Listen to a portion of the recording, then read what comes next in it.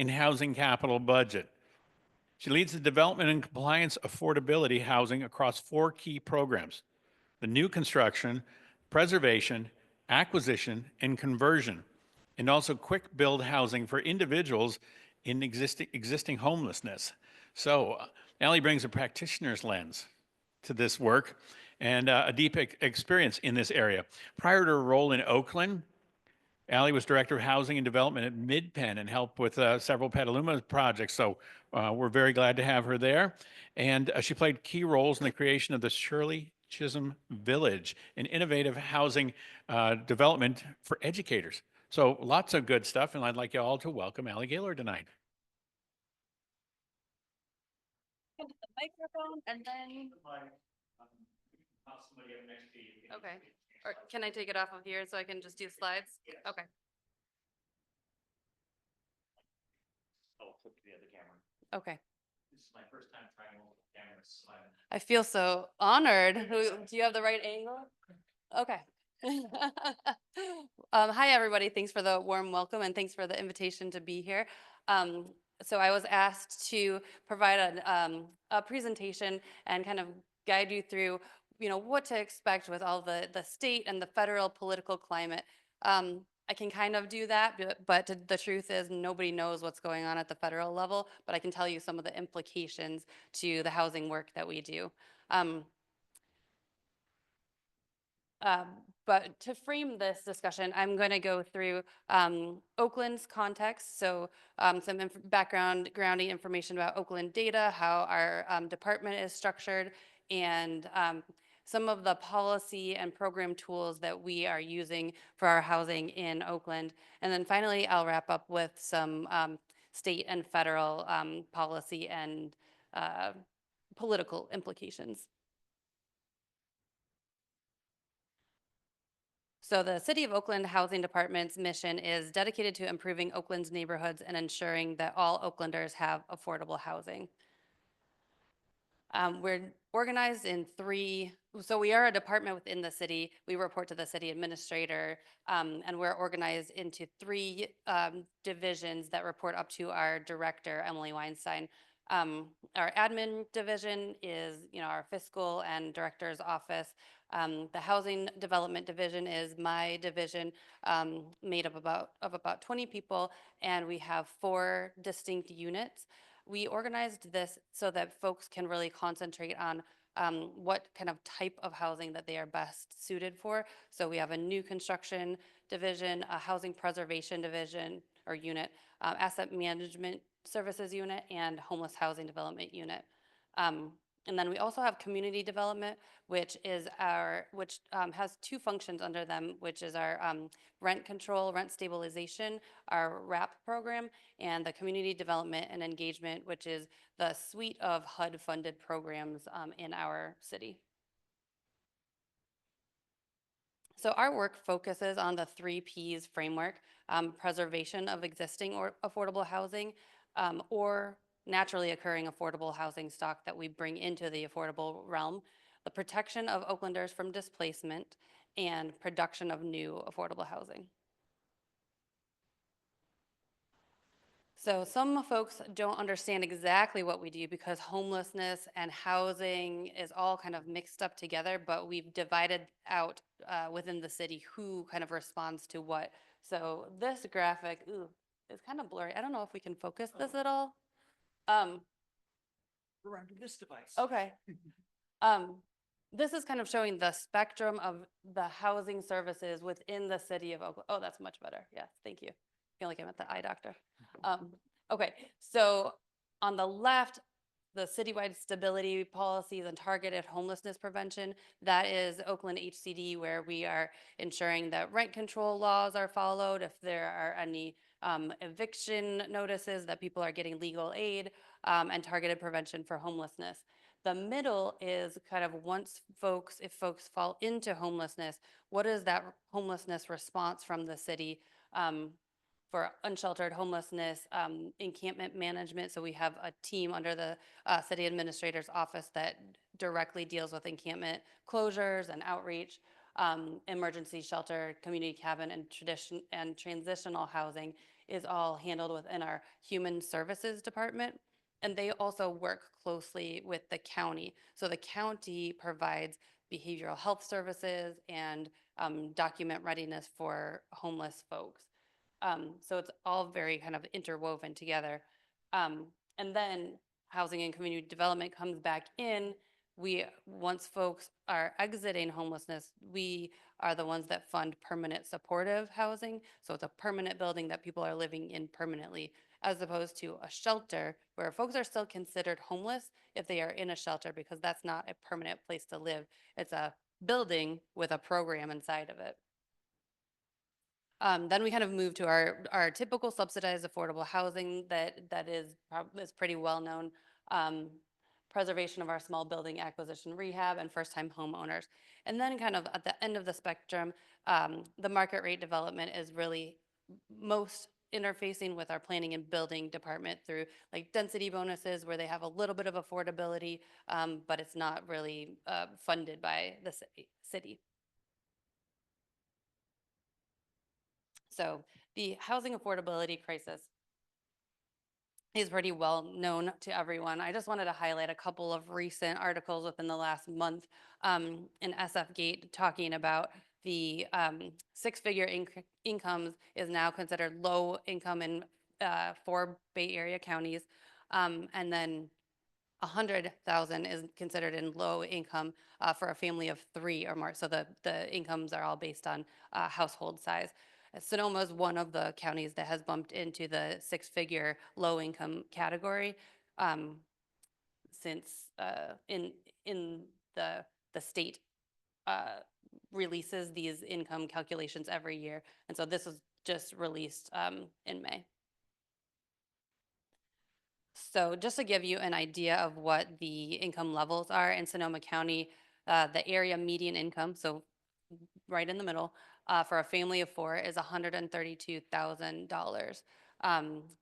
Just to give you an idea, I just Googled average teacher salary in Petaluma is $51,000. So a household with, 2 teachers or 3, 2 parents and a kid, they're looking at maybe low or median income. And it's really tough for folks to find housing at that level. Which brings us to some of the causes of homelessness. Sonoma County, well, all counties are required to do a point-in-time homeless census called a point-in-time count. And I grabbed a couple of data points from the Sonoma County point-in-time count from 2024, just showing the causes of homelessness per this census.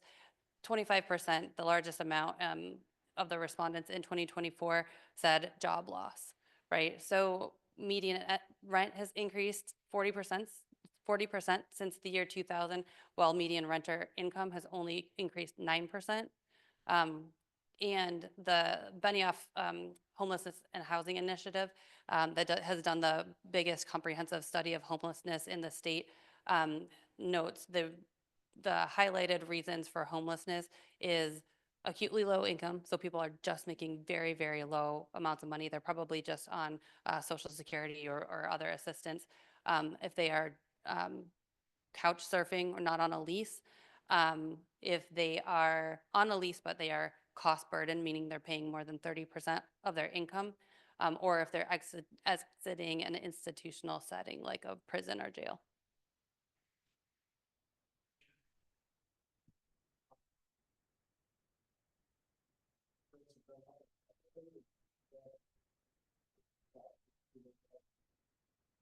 I'm not sure that this is, so yeah, you're contrasting between no fault eviction and eviction for like if somebody is moving in. Public in general will look at alcohol well, it's just the people that are down and out, or they'll look at eviction where they're bad renters. Right. There's a reason they got evicted. Right. Well, so is that eviction as, do they break it anything more down more than they just got evicted? no, it's just that they got evicted, but I would say most people get evicted because of non-payment of rent or other like bad behaviors. Questions need to be on the mic. Okay. Or I can repeat them. Sure, sure, go ahead.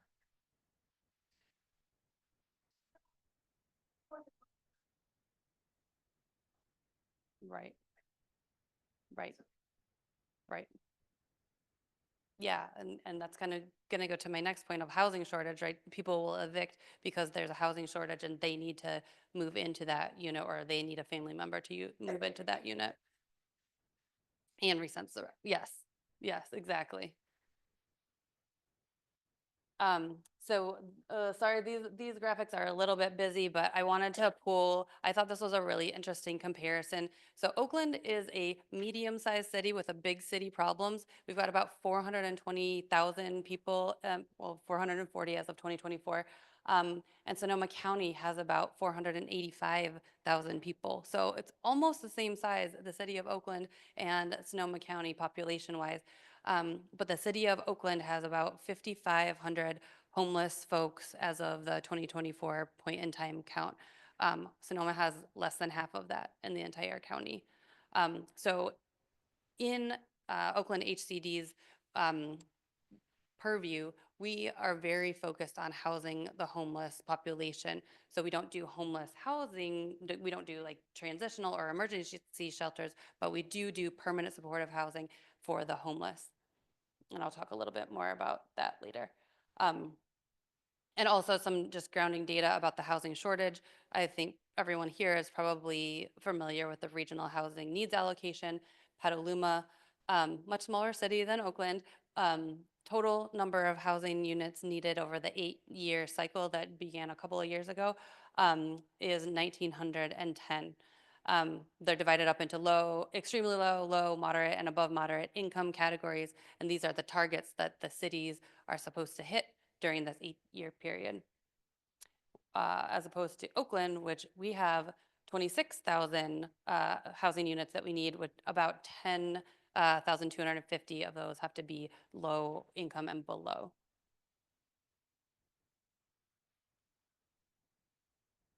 And that RENA number is an unfunded mandate, right? They say you have to plan for this, you have to be able to accommodate these number of units, but there's no money that goes with that to say like, oh, here, help build these units. So one of the reasons for the housing shortage is the high cost of building housing. I thought this was really interesting. I'm not sure if folks have seen this, but the RAND Corporation came out with a report in April of this year detailing the high cost of building housing in California. They did a really cool study where they compared against other Western states and compared costs and drew some conclusions about why does it cost so much to build here instead of there. So some of the takeaways are longer production timelines when compared to other states, and they put a value on that. They also said municipal and impact fees are much, much higher in California. We know that because of Prop 13, cities are limited in the revenue that they can collect, so they try and place a lot more of their revenue collection on impact fees. Yeah. Oh, and the Petaluma has deleted impact fees for affordable housing projects, which was very helpful. And some of the key drivers for the high cost of publicly subsidized affordable housing in California are the requirements for paying prevailing wages and other, yeah, usually a lot of architectural fees and design fees, because there's a lot of submissions or a lot of design requirements that go along with building here. Mhm.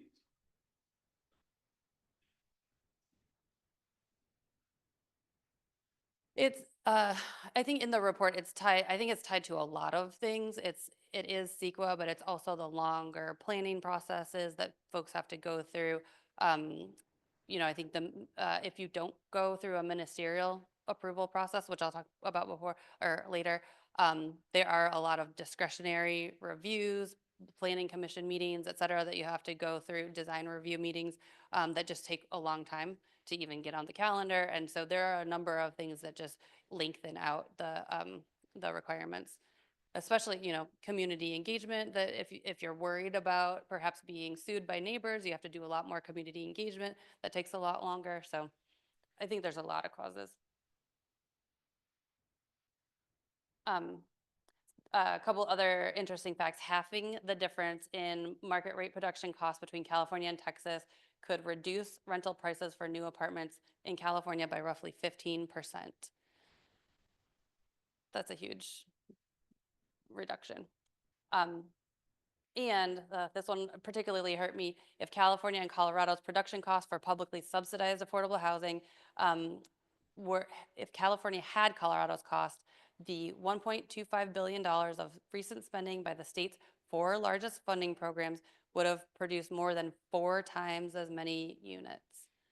So that is a huge, huge difference. It's huge. So implications are, if market rate developments don't pencil, they don't get built. It's not, there's nothing else to it. They just don't go forward. High construction costs require higher public subsidy for affordable housing, which limits the total number of units that can be built. High rents and purchase prices can't be paid if renters and purchasers just don't make enough money. And that leads to housing insecurity, overburden, doubling up, overcrowding, and homelessness. So some of Oakland's policies are, funding driven. We, even though we have a affordable housing bond that was passed in 2023, that's $350 million, which is great. That's not enough to build as much affordable housing as we need. So it's finite, and we need to figure out how to get the biggest bang for our buck, serving the folks that need to be served in greatest need. We also are just a portion of the funding of affordable housing. So we need to ensure that our housing developments that we put funding into are competitive at the state level, where they're then competing for that other layer cake piece of funding. We also need to ensure that anti-displacement in Oakland is part of our capital funding strategy. And we need to reduce the inflow of folks into homelessness, because the more folks that are becoming homeless, the more stress is on the system as a whole. Regulatorily, and this is more related to our planning and building department, but removing barriers to approvals for market rate and affordable developers, and reducing project costs. Oakland has a strategic action plan for the Housing and Community Development Department for the 5-year period of 2023 to 2027. One interesting piece of this is our capital investment equity framework, which is a data-driven framework that we did by looking at where housing disparities are really affecting folks, particularly by race. One of the interesting facts is Oakland is now only about 20% Black, but has about 60% of our homeless population are Black folks. So it's a huge racial disparity. And so we target our funding first to the production of homeless serving housing units. There is a limit on how many homeless housing units we can create, because we mainly have capital funding, and those homeless housing units really require operating subsidy too, because those folks are so low income, they can't pay enough rent to, pay the property costs of property operations. So our next kind of flow level down is to the low income, kind of the standard like low income housing tax credit projects that can leverage a lot of other different funding sources.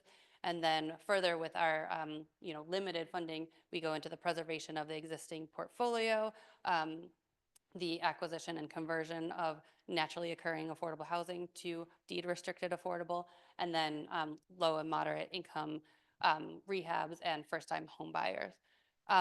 We are currently working on a protection strategic action plan as well, which is what you see in the purple, which is protection of people, like, so that they don't enter into the homelessness system. So it's both legal and kind of cash based. It is, yeah, this is, I mean, the framework is done so that it could be applicable to any kind of funding that we have. So even if it was just kind of our, $10 million kind of entitlement grants from HUD, it could be applicable to that. But because we had the bond, that also flows into this. So we allocate our funding, so it's the Measure U bond. We have, we're an entitlement jurisdiction, so we get HUD funding. We have affordable housing impact fees, jobs housing impact fees, some low moderate housing income funds, but all of that, smushes together and we allocate it out. We have our new construction, which is the creation of multifamily rental, our home key, which is a state program, but you have to pair that with a locality to kind of get the approval to apply. And then we created a kind of local Oakland analog to the home key program, so that we could take our funding and fund those kind of motel conversions without waiting for the state's funding round to open. So we actually just launched that last year and have funded 4 homeless dedicated projects out of that. We also have our acquisition and conversion to affordable housing and preservation of existing portfolio. I wanted to talk a little bit about our acquisition conversion program. We call it ACA because we love acronyms in affordable housing. So this is a program that was started a few years back, but we're really reintroducing it now that we have the inflow of the bond funds. We are partnering with the Housing Accelerator Fund, which is a community development finance institution, a CDFI, to help us raise capital to leverage against our $10 million seed funding. So they will then make loans to qualified projects that will do some rehab. They'll acquire the building, do some rehab, and then $20 million from Oakland will take out that construction loan and be the permanent financing. That is one of our key anti-displacement capital strategies because it allows people to stay in their homes and neighborhoods. We've also this year developed what we're calling the ACA Plus program. We had the marketing team working around the clock on that one. But it is really exciting. It leverages our annual CDBG allocation as basically a loan guarantee for the amount is $34 million that we're able to lend to various different projects so that we can leverage against both our ACA program and this ACA Plus, so we can lend on bigger projects, get more units into our portfolio. Yeah.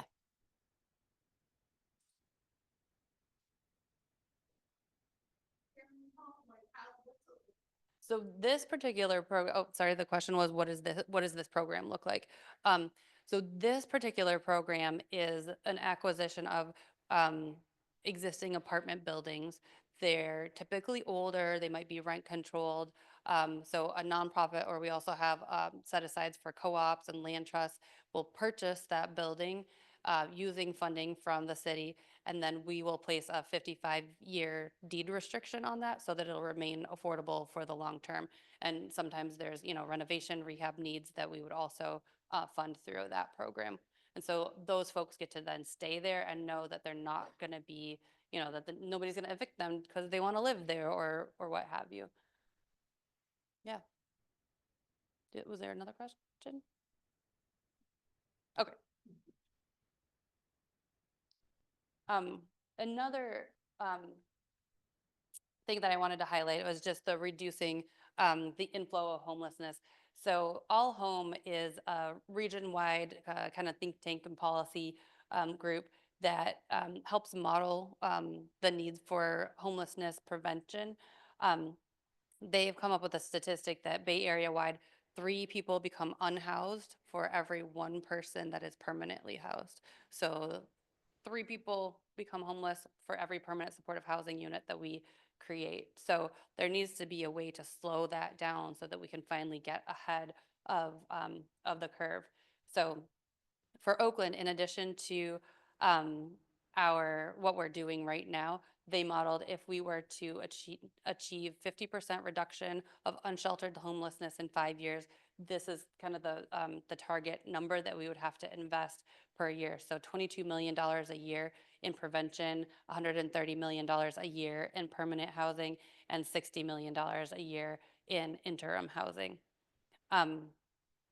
The thing to highlight is that the prevention is a relatively small cost of the overall investment. It's about $8,000 per person. So versus, you're hearing the statistics of like $1 million per affordable unit, right? $8,000 is a pretty good deal. And without increasing the prevention investment, the overall system cost increases by over 200 million over 5 years. So that's just responding to all those people that would become homeless and having to serve them down the line. Okay, here's where we get into the text-heavy slides. Sorry about that. This is planning and building department regulatory efforts to streamline. We have some really great ministerial approval processes in Oakland. 100% affordable projects are by right. We have objective design standards that any of the by right programs need to meet, but it's really great. The zoning code also has a couple of combining zones. The S13 and S14 combining zones allow affordable housing. The S13 is affordable housing kind of anywhere except for high fire severity districts, and there's some other like historic kind of restrictions that they can't go on. Yeah. Mhm. Yeah. That's Oakland. Yeah, it's Oakland. So actually, in one of my bullet points that you probably can't see because there's too much text on this, is the benefits of using one of these Oakland programs for entitlement is that they don't come with the strings attached that the state programs come with. So like prevailing wage is not a requirement of this entitlement through the city. Exactly. I've made comments to the zoning update committee at Petaluma. But one of the drawbacks that we're hearing from developers is that the Oakland programs don't have the statutory timelines for approval that the state programs have. For example, SB 35, which is now a different number. There are requirements that once the project application is deemed approved, it has to be approved or answered by the city. Otherwise, it's deemed approved and away you go. Oakland, I guess, didn't hold itself to those same requirements. Go ahead. Does Oakland's 100% affordable, does that also give them density bonuses, or is it just? They can avail themselves of density bonuses, but they don't have to. Separate. Yep. And then one pat on the back for Oakland HCD is that we were awarded a HUD Pro Housing grant, which is very exciting, super competitive, and I think there was only maybe a dozen of them across the country. The Pro Housing grant is supposed to be for kind of removing barriers to developing housing in cities for kind of responding to known problems. We are going to be creating a pre-development revolving loan pool for affordable housing projects because projects now take so long and they're so costly. We have heard from our developers that they really need a source of low-cost capital. So we're going to be rolling out that program whenever HUD signs the check. And we also, another thing I'm very excited about in this program is we're going to be funding a 5-year grant funded position in the planning and building department to really act as an ombudsman to push affordable housing developments through for the entitlement process, for the building permit process, even the NEPA required HUD environmental reviews, so that they'll be able to really track things and make sure they're not getting lost on somebody's desk, or that even the developer is not just sitting on something, they're responding timely so that we can make sure things are going forward quickly. Okay, state policy and program tools. Really, everything boils down to funding and regulatory environment. State funding for housing is discretionary. There's really no permanent affordable housing funding source that is sized to meet the demand. So typically we have just discretionary appropriations through the general fund, depending on how the state budget looks, or voter approved bonds. Then regulatorily, there's a lot of streamlining and housing bills that have been passed over the past 5 years, aimed at really speeding up development and making it easier for developers. And one other thing I'll talk about is the housing agency reorganization proposal. All right, sorry, so small. State funding housing outlook.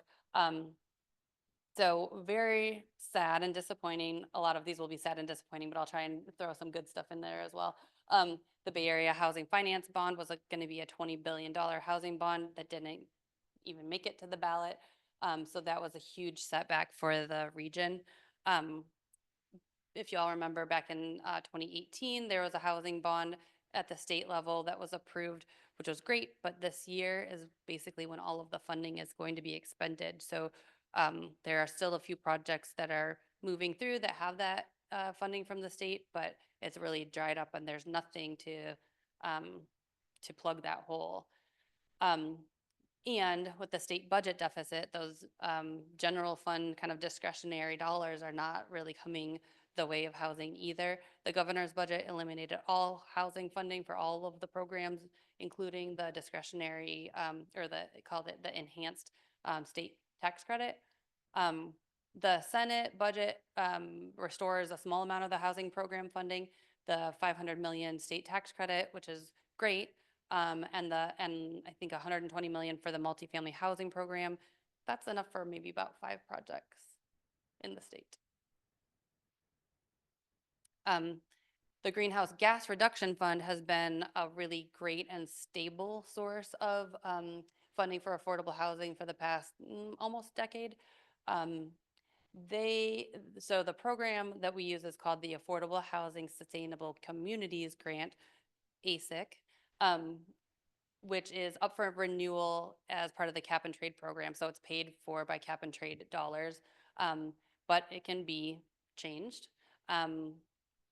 So other things may take priority, like the high-speed rail that the governor loves, and it might be squeezed out of that next round. It is one of the few remaining sources that's predictable for housing and transportation. And locally here, Meridian at Petaluma North Station was funded. I worked on a project in Santa Rosa for Mid-Penn, Casa Roseland, which had an ASIC award as well, and also paid for some smart track. So it's really impactful both for the state's goals of reducing vehicle miles traveled, reducing greenhouse gas emissions, building infill density. So it would be a real bummer if that goes away. The positive note is there is a statewide Affordable Housing Bond Act that's been introduced. Buffy Wicks is heading it up for $10 billion for affordable housing, which would fund the major housing programs, the multifamily housing program, another marketing win. The Joe Cerna Farm Worker Housing Program, which the building that I worked on at 414 Petaluma Boulevard North has some Cerna farm worker units there. And the Cal Home Program, home ownership. And then I also wanted to call out specific funding for homelessness from the state. Successful homeless housing funding really requires the flexibility of uses and the ability to spend it on rent subsidies, case management, and other supportive housing services. I had never heard of this funding source until I went and worked at Oakland. We call it HAP, Homeless Housing Assistance Program. It's for large cities and counties, so Sonoma County probably gets it.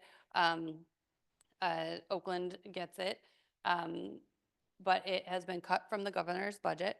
I think last year we got maybe like $35 million out of that, like give or take a few million. But yeah, like I said, it's been cut. And the 13 big city mayors just went and saw Gavin Newsom last week or so, and we're talking about the dire consequences of cutting this funding when we're finally starting to see some progress in the homelessness epidemic, really. They were saying without the fully $1 billion refunding of that, that they'll lose 17,000 shelter beds and more than 150 people, not dollars, will be eliminated. Shelter beds serving more than 150 people will be eliminated statewide. The Behavioral Health Services Act from 2024, that was, well, I don't know, it's left to be seen of how it will all shake out, but it really repurposed funding that counties were collecting from the Mental Health Services Act to fund their behavioral health programs, and now are directing it to housing. So there was just a home key round at the state that was funded with some of this money. So it's really directed to like that homeless housing for folks with behavioral health issues and veterans. And the bonds are for sticks and bricks. They're not for services. So the kind of MHSA money can be for services, but a lot of the other funds are diverted to just kind of building facilities. And they're not necessarily like housing facilities. They could be more like treatment facilities, board and care facilities, not what we really think of as housing. And the counties are really grappling with this because it is now requiring them to try and fill their behavioral health budgets with just their general fund money. Go ahead. In Sonoma County, that's $9 million that shifted from mental health to homeless. For Sonoma County, that Prop 1 switch is $9 million that goes from mental health services over to homelessness programs. And to backfill it, the county's having to use their Measure O. We passed a dedicated tax to supplement mental health, and now it's being used to backfill base services because of this change. Yep. I mean, they're paying Peter to pay Paul. Yep. Absolutely. Yeah. So where are we going to get to the good news? Okay, so the encampment resolution funds. Encampment resolution funds are also a state program. It's a competitive grant program available to assist local jurisdictions, provide services and supports to people experiencing homelessness in encampments, and put them on a pathway to housing. This is a great program. It does have flexible uses of funds.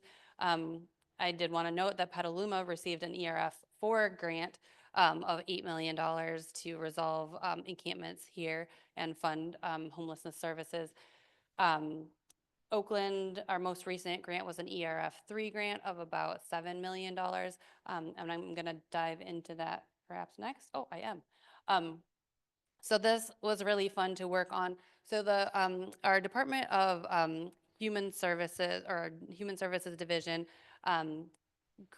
wrote this grant, and they were really in charge of trying to find a location to lease so that they could serve 3 longstanding encampments and move folks off the streets into a hotel. The lease the lease negotiations ended up falling through. However, a hotel that was identified through our R2H2 RFP program, we deemed it large enough to be able, so HCD deemed it large enough to be able to fill the need that this the hotel lease for a year was needing to fill.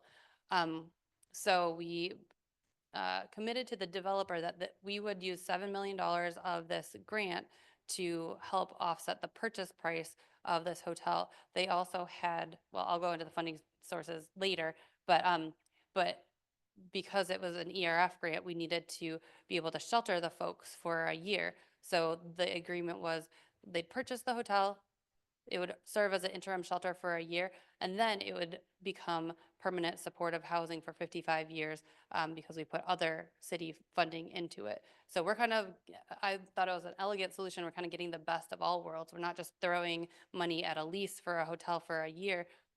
We're getting something in our portfolio for the permanent, as a permanent asset.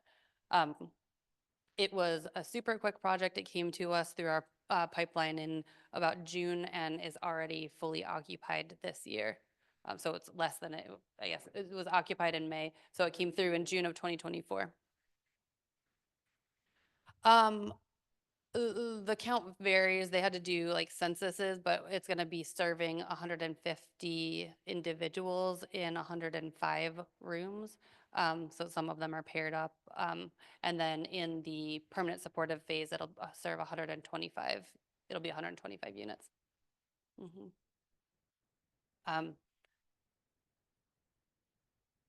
Yeah, so here are all the kind of funding sources.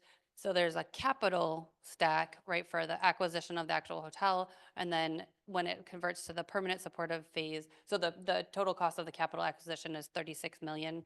And then we also made a capital loan. When it converts from the shelter to the permanent supportive, they're going to do work on the ground floor to make more offices, community space, dining facilities, so that it'll be set up for a permanent supportive for the 55-year period. These take a lot of ongoing financial support for operations. Again, folks that are coming in here are, maybe making a couple $1,000, $1,000 a month, so they can't afford to pay rent. So we really rely on various funding sources to pay for the operations. Alameda County, one of the the permanent source of funding for affordable housing is a $75 document recording fee that was passed in, I think, 2018 as well. It's pretty small and it fluctuates depending on the real estate market, obviously. But the good thing about it is that it's flexible. So cities and counties kind of write a 5-year plan. They submit it to the state and say, this is what I want to use my my permanent local housing allocation dollars for. And the state says, okay, as long as you follow the plan, great. So Oakland did that. And because most of our funding is for capital only, we decided to dedicate our PLHA funding to operating subsidies for homeless units. So that is a big investment that we made in this project, about $6 million for operating subsidies to keep this solvent.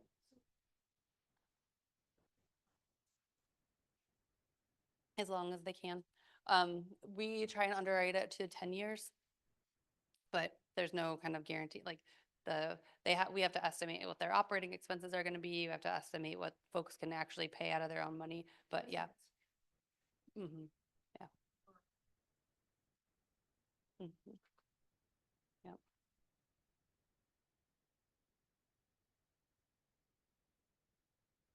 On the state regulatory side, I just wanted to mention, SB 35 and now SB 423 are were kind of the banner streamlining bills to get to kind of override local approvals, allowing by right development that's exempt from CEQA.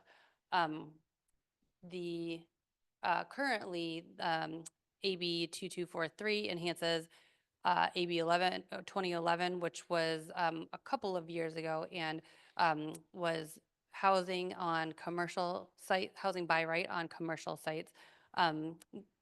One of the notable things about AB 2011 was the Carpenters Union actually supported it because it has specific work requirements.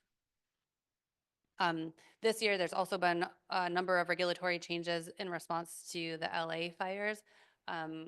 I don't know if anybody in Sonoma County feels salty about that because we had fires way before they had fires and we didn't get laws, but one that I thought was important to highlight is the proposal to allow California Department of General Services to bid on construction materials so that they can bulk buy and lower the cost for builders. It's a good idea, right? We'll see if it works. Oh. Yeah.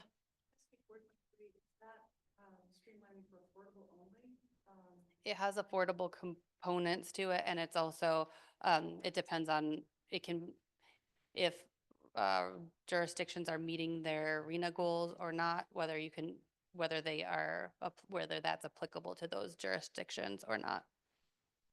So it's kind of like a stick, if you will. So meet your RENA goals, you won't have to deal with streamlined approval.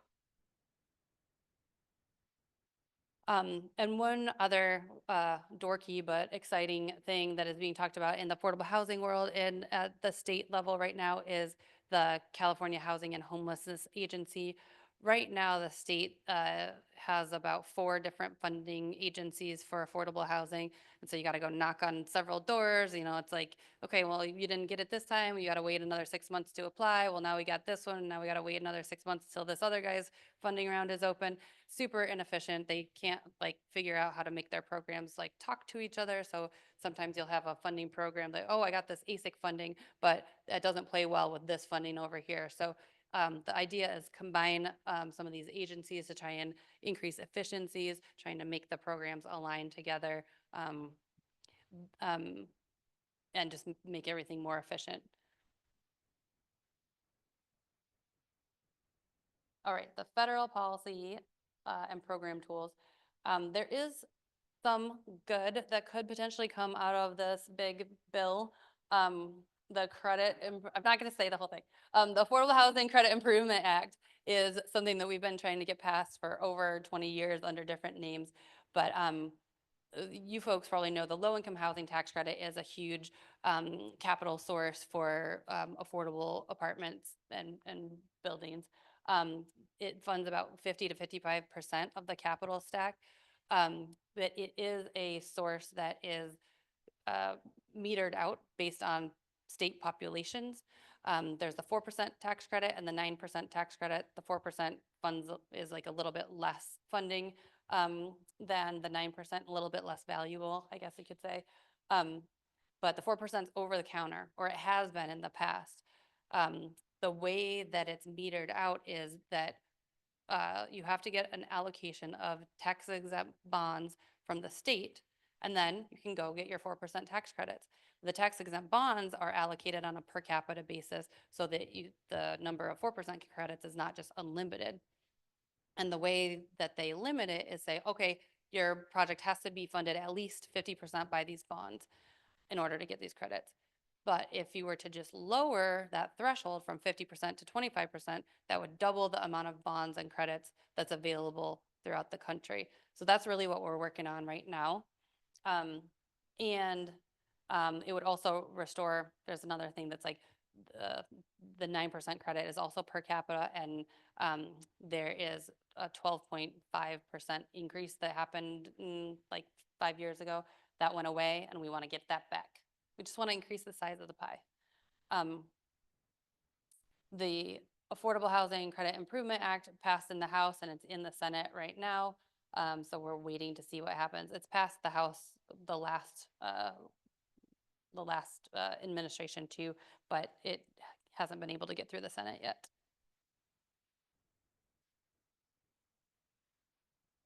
Some very dour outlooks for the HUD budget.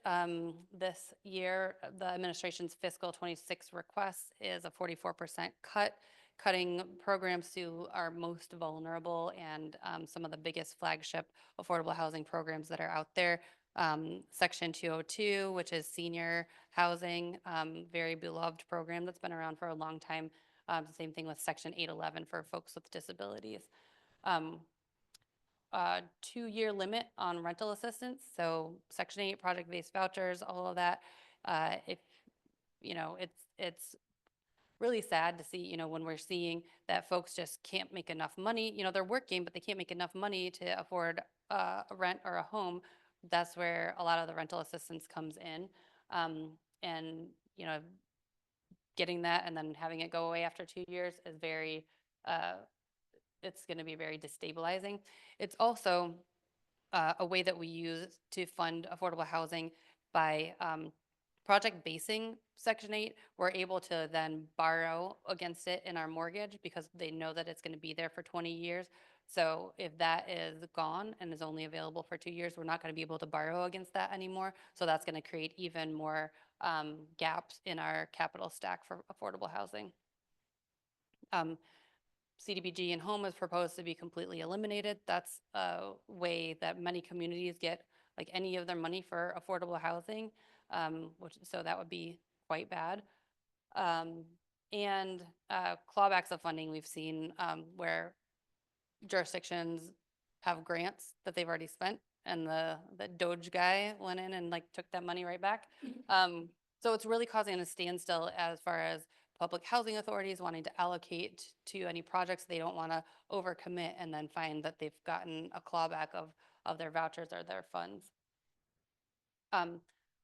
One other thing is the Medicaid cuts and potentially cuts to or rescissions of the Medicaid waivers that California has been able to get. Medicaid is it pays for health, but through these Medicaid waivers through CalAIM, we've been able to pay for housing related or health related housing items with Medicaid dollars. So managed care plans can pay for supportive services or other housing needs to keep people stably housed. And if that goes away, that's also going to be a big hit to the supportive services we've been able to bring to our affordable housing programs. And then just, uncertainty is bad for development overall. Development is on a long timeline, and when things are uncertain, people price in uncertainty, so it makes developments even more difficult to do. Interest rates going up, obviously, also deal killers, inflation deal killers. And then I think particularly the threat of deportation is something that is really scary for folks. And, if people are worried that they're not going to be able to go home to their family, they're not going to go out to work. And the construction industry really relies on immigration to keep going. So the need and demand for housing in California remains strong. Construction costs continue to be a challenge. State and local policies are working, and they should continue to target ways to increase developer certainty and lower the cost for new development. We do require regulatory reforms and financial support for affordable housing at all levels of government, local, state, and federal. And we need to maintain consistent and flexible funding for housing and for homelessness response to avoid increasing pressure on the entire housing system. Thank you. So thank you very much, Giving us a lot of numbers, acronyms, and dollar signs up there. And so we appreciate that. I'm going to get to questions, but I did want to hit just to validate one of the things you're saying there. Curing homelessness, addressing homelessness is a housing and a care. And that last part, you kind of snuck in there with CalAIM and how much good that's done over the last few years.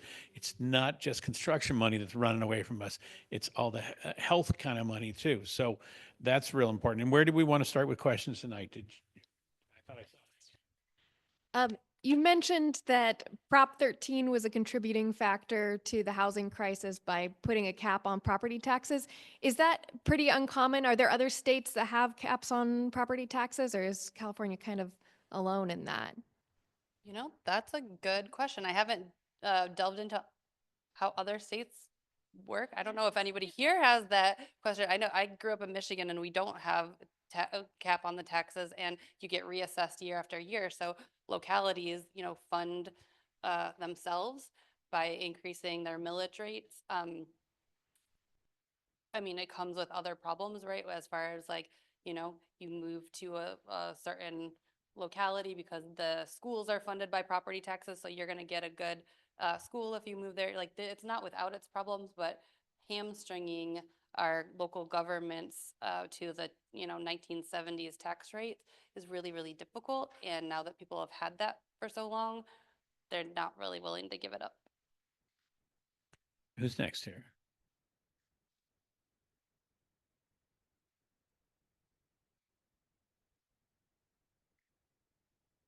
So there's a lot that's alarming in that, pardon me, but I'm a nurse, long-standing nurse, and I work in a large hospital system. And it's a trauma center for Contra Costa County. So we have a lot of people who live in the hospital. So this is with the Medi-Cal funding, helping support for behavioral health. If that goes away, you're not going to be able to go to the hospital if you have a heart attack, because we're already so impacted. Our emergency room is just, baby boomers are aging out, and baby boomers like me are retiring. And that is my red alarm fires in my brain going, ah! oh my God, it's going to get worse. How can it get worse? We Totally. have people like 6 months, 9 months living in the hospital because there's nowhere to discharge them. So you can't admit if there's no beds to admit to. So this is bad. Board. Not sure how far it's going to go. You mentioned the $1 million a unit for affordable housing. Is that really right? Just curious. Yes, it pretty much is. You know, you can get a little bit less cost depending on where you go, what kind of structure you're building. But a lot of the infill development, particularly with structured parking that we're seeing, is roughly $1 million a unit. Yeah. Bay Area for sure, including Petaluma. Yep.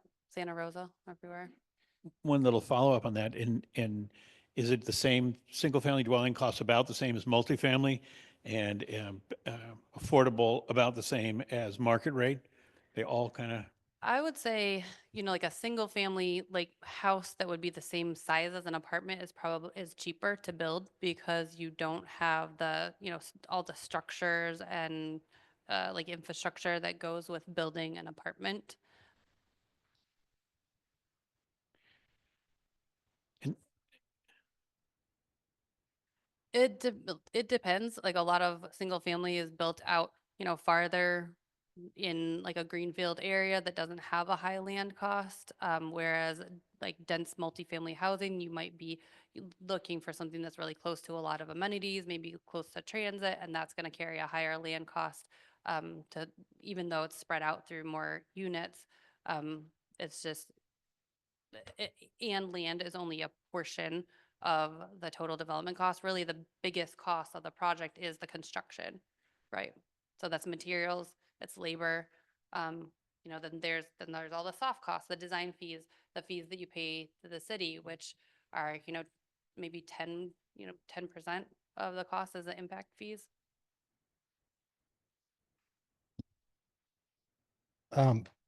Petaluma used to have in lieu fees for market rate multifamily, and now they have requirements for 15% affordable.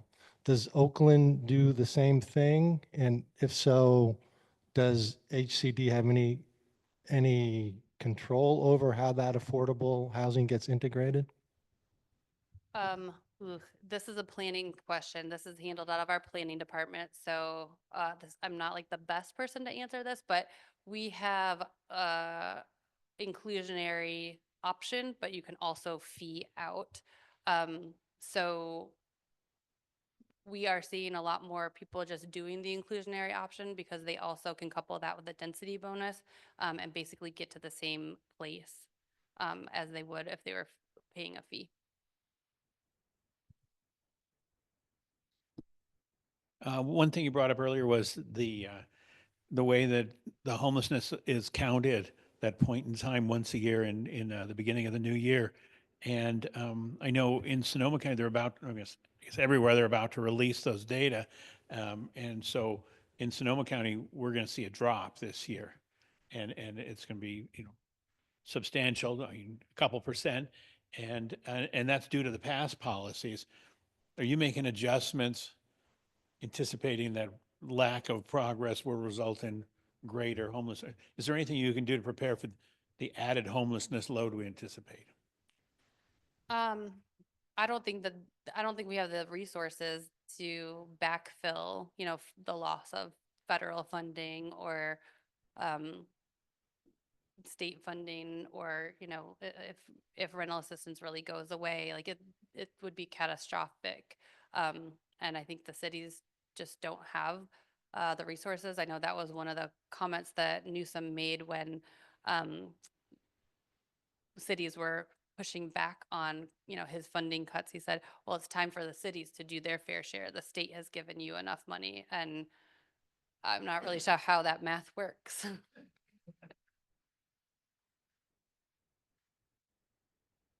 I may have missed this, so apologies if I did, but it is it you know, but if we don't build the housing, affordable housing that's needed and folks are homeless in Oakland, what's the cost, putting aside the human factor, what's the cost consequence? Like how much more expensive is it for Oakland to manage homeless community versus folks that are in housing?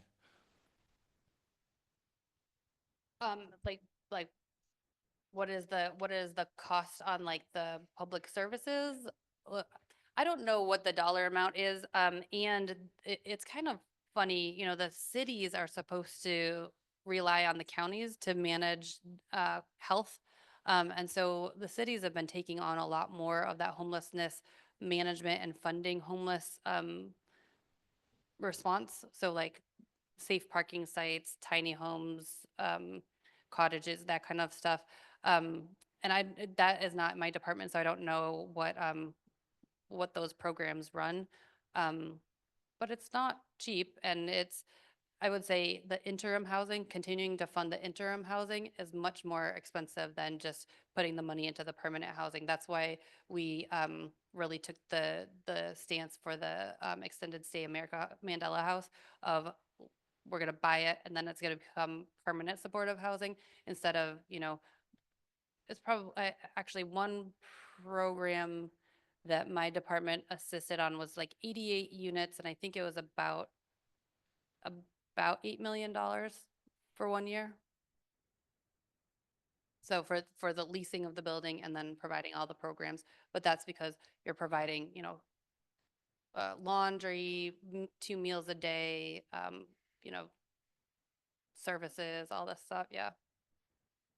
Hi, I have a question about the strategy to invest primarily in the homeless housing and turning it into permanent housing as opposed to working on affordable housing for our worker housing, workforce housing. I'm thinking about the reasons for homelessness on the graph, lost job, evictions, and if there was effort spent on, say, the next tier up, that could prevent homelessness as well. I just wondered what the strategy was. We're actually working on a workforce housing strategy in my department, which we're hoping to release by the end of the year. But yeah, the whole continuum of housing is very important. It's just the way that we did the analysis was how do we kind of make the most difference in people's lives? And so if somebody is literally making, you know, $1,000 a month versus like, oh, I'm really having to like, you know, pay more than I want to in rent, like putting the money to that homeless level is the biggest impact for the city. We are working on workforce strategies like potential essential housing bonds, potential social housing. We responded to an RFP with the California Housing Finance Agency to potentially do social housing on city-owned land. We also have had great success in building in Oakland over the past few years. I think we've brought on something like 12,000 units over the past 5 years, and our market rents are actually serving people at the 80% AMI level now. So if you don't believe in supply and demand, there's some real truths out there that if you build enough, the rents will go down. So of course, we're only getting the negative stories about, oh, well, you know, Oakland, don't develop there anymore. The rents aren't good enough. But like, you know, we did make a great progress in that. One more piece, if we related this to Petaluma, would you think that the same strategy applies, or should we, I mean, should we put more effort in homeless, housing the homeless and permanent structures? Should we do more, or should we work on more affordable housing? I think it has to be a really data-driven solution for each locality. So we'd have to look at the data for Petaluma and see where the need is. You know, obviously Petaluma doesn't have as many homeless folks as Oakland does. So the biggest bang for buck might be at the, you know, maybe 50% to 60% area median income level here, right? what drove down the rents? Bringing on new housing supply.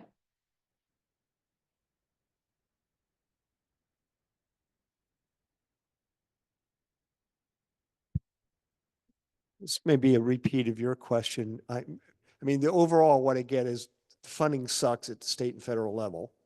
True.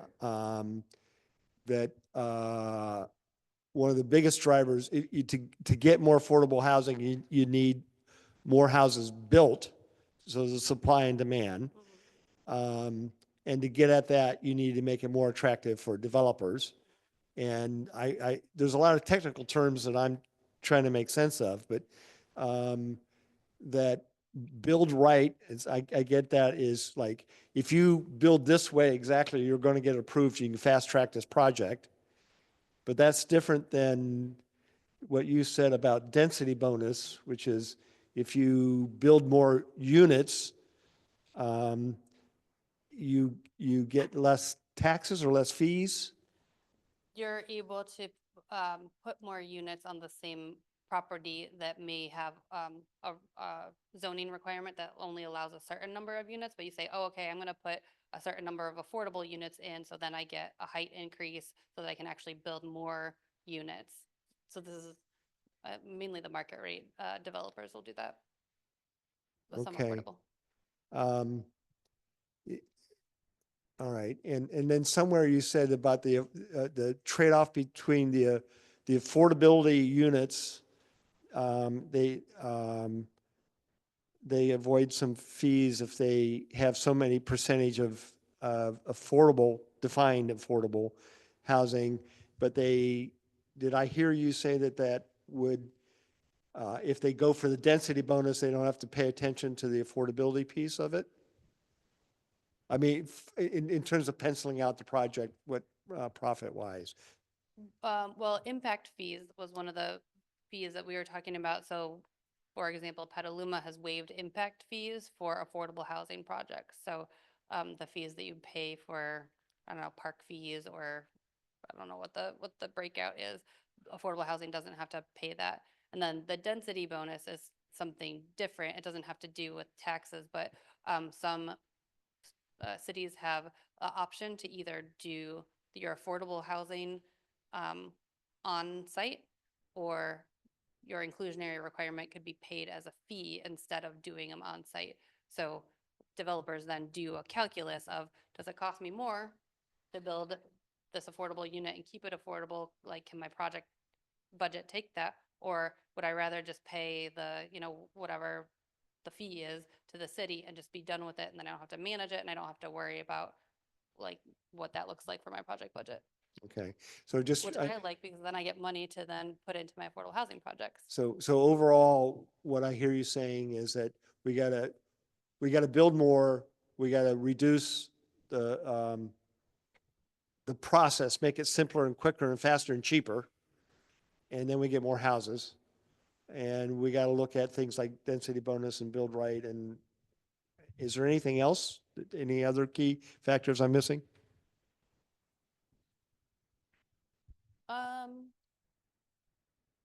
I think workforce training is another thing that is going to become important.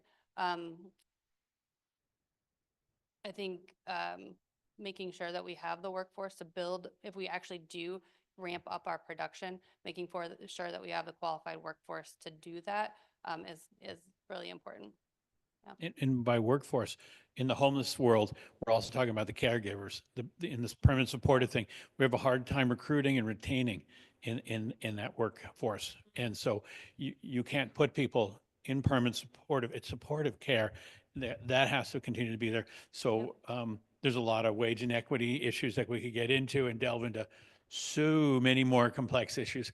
I did want to touch on the affordable fees and inclusionary housing, and that's kind of the Petaluma story. Before 2018, we allowed inclusion or pay a fee, and that was based on, there was matching fees, so it didn't have to be, city didn't have to recover the full cost because there were other people's money going into a project. And in 2018, the city decided, no, we'd rather have the housing built than have money in a bank that might do a thing at a later date. And so, city felt like bird in the hand was better, getting 15% done now. Unfortunately, that takes the seed money away from 100% affordable projects that are there. And so do you rob this pocket to pay this pocket? When the answer is you really need both. Those inclusionary housing are a different product than a completely 100% affordable. It's almost ghettoizing the poverty. And so you want to have, and they're also for different income levels. I mean, there's need at every income level. So it's a balancing act, and people have so many different opinions. And I'm going to push back on the ghettoizing poverty because all of our affordable housing, and with the exception of maybe 100% permanent supportive housing, is pretty much always mixed income. So people will be from a mix of, 30% area median income to maybe 60% or 80% area median income, all in the same building, which is kind of like how a neighborhood evolves, right? And you don't necessarily like know what your neighbor next door to you makes, but you have interactions with them and you have interactions with folks at the grocery store or in your community, and you don't really know what they make, right? And if you're living in an apartment building, you're not only staying in your little apartment building, but you have a roof over your head and it's high quality housing. And many of them will have like some kind of resident services, whether it's supportive services or just like a resident coordinator to make sure folks are getting hooked up with community resources that they need. I take that back. That was for hyperbole. Thanks. But there's more nuance. Petaluma is not seeing many applications for affordable housing. We are the most expensive part of Sonoma County cities, and so our rents are the highest. But the AMI that our county has at about 120 per family of four is different than Novato, very different than Novato. So in Novato, they're the cheapest city in the expensive county. And so their family of four is a much higher level. I forget exactly what the numbers are, but in Novato, there's lots and lots of proposals being done now because they qualify as affordable housing at what is essentially market rate rents. It's a real flip on the switch. So one of the things that keeps coming back to me is like, does Petaluma need to have more housing, and what type, and how do you focus, those kinds of things? I mean, we only grew at 0.2% over the last 10 years, per 0.2 per year. And last year was our biggest year in a long time. 350 new houses opened up, but none went through planning. So I'd expect a real dip through this next year. What are we doing that doesn't bring proposed development to Petaluma? Whereas we see it, downtown Santa Rosa has got lots of growth. Novato's got lots of proposals on the table, and Petaluma has none on the table. Is that a Why? question for me, or is that a rhetorical question? Either, however brave you feel. Yeah, next question. I actually have a question that I never see mentioned, and I'd like to know if anybody has a sense of what the impact is of vacation rentals, Airbnb, removing houses from housing stock. I understand that there are, firms that buy up housing to use for Airbnbs, and that takes it, out of the housing stock. Is there I know that there's supposed to be limits on that, but I think people skirt that quite a bit. How many houses? Yeah, that has been postulated quite a bit. I don't know if there's definitive study on it, but everything contributes to the problem. It's sort of the question is, what are the impactful parts of the problem?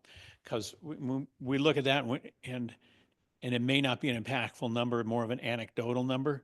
And so, we see that.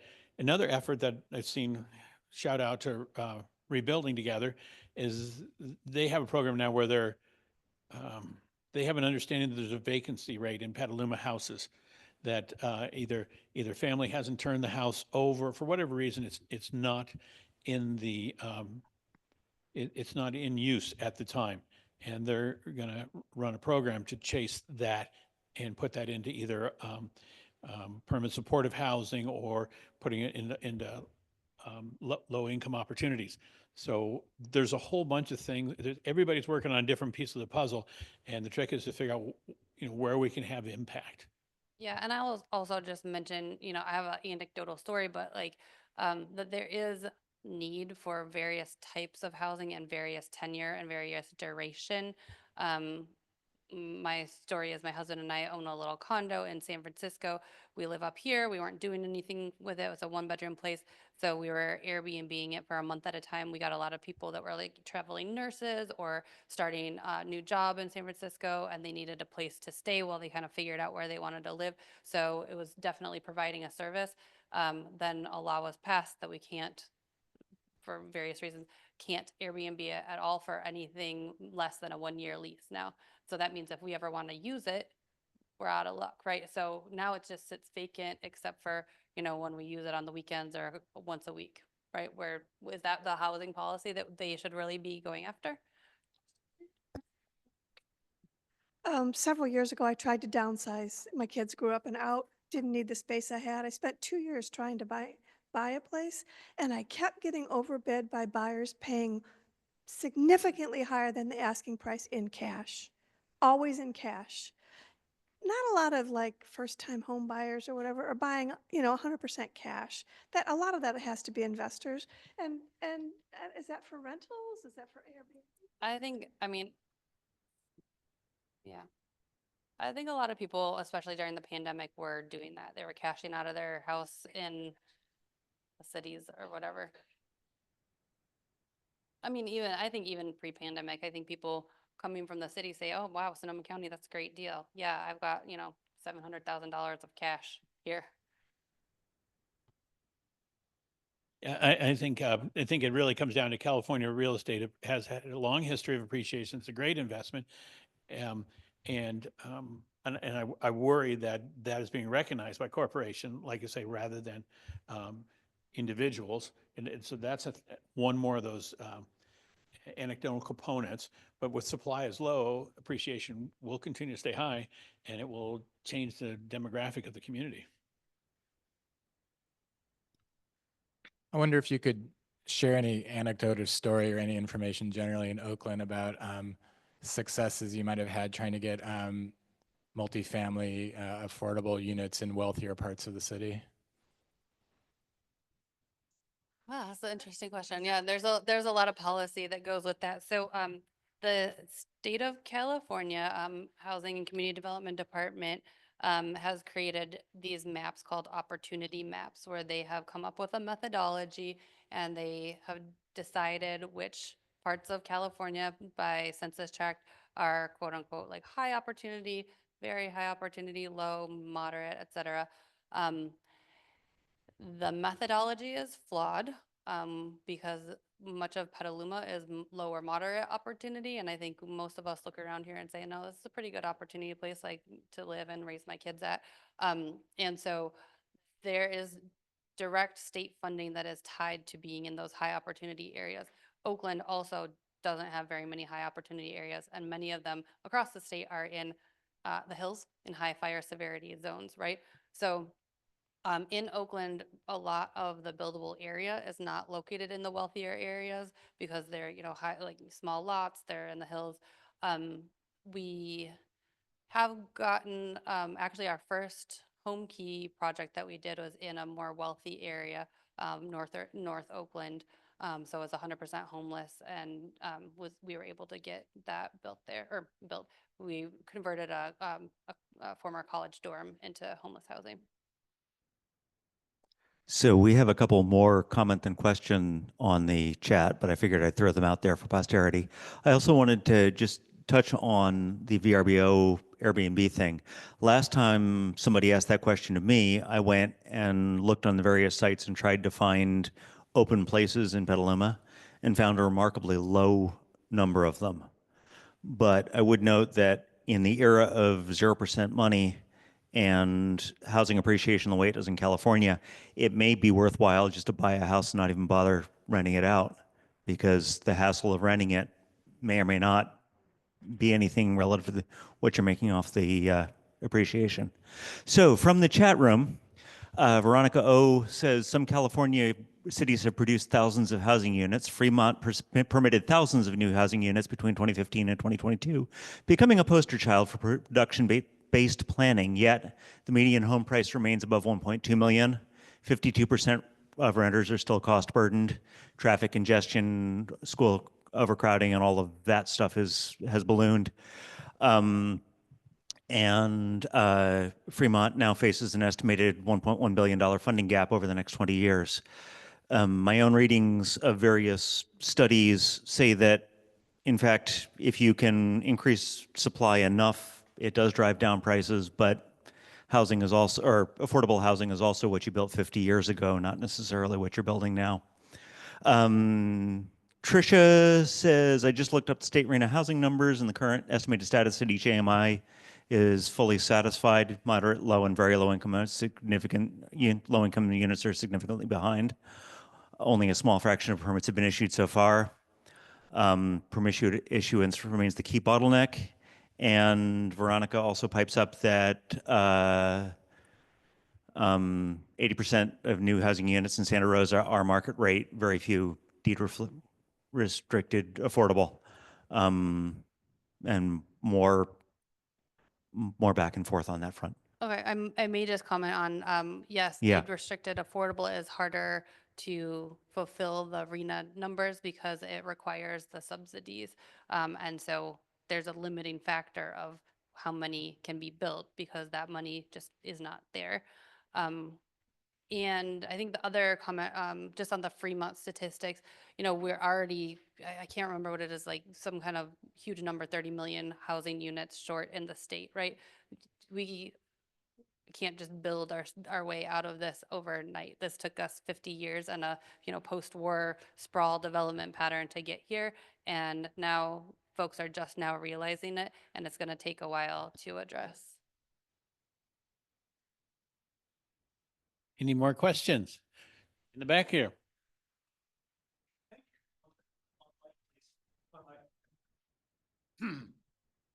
Thank you very much for your topic, but possibly related observation you may have made. It seems to me that Petaluma is full of retirees living in 2 and 3 bedroom houses, and so we have basically a large underutilized housing stock. I don't know how many homes, how many rooms, and I could not suggest a method for changing that situation. But does Oakland have the same problem? Is there a lot of 2-person families living in the old 2 and 3 bedroom houses? I don't have data on that, but I think that probably is the case. I think that's the case throughout California, just because, I mean, for one thing, a lot of people have their kind of long-term retirement / medical funding wrapped up into their home equity, right? And so once they sell that, they don't want, their mortgage has been paid off for 20 years. They're paying $1,000 for property taxes. Why would they go into an apartment or somewhere else that they're going to have to be paying a mortgage for the next however long? Even $1,000 a month is going to be way more than what they're paying currently.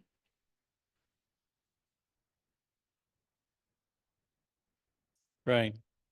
Because of Prop 13 again. Yeah. But I think all tax law pushes towards that. I think the wealth passed at death on a house is an incentive to hold till death, and rather than sell and pay capital early. So, we're all complicit in so many ways in creating the environment we have. So, Wait, anyone? can we end with some good news? Anybody have? Yeah. Thank you all very much. Thank you, Ali, for being here tonight. Really appreciate it.